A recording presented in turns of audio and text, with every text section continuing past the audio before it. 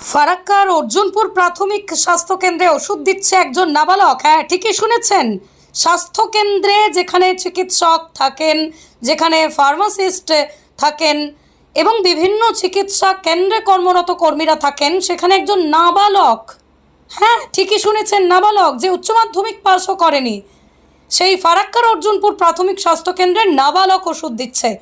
ভাবতে পাচ্ছেন, স্বাস্থ্যকেন্দ্র কি এখন প্রহসনে পরিণত হয়েছে?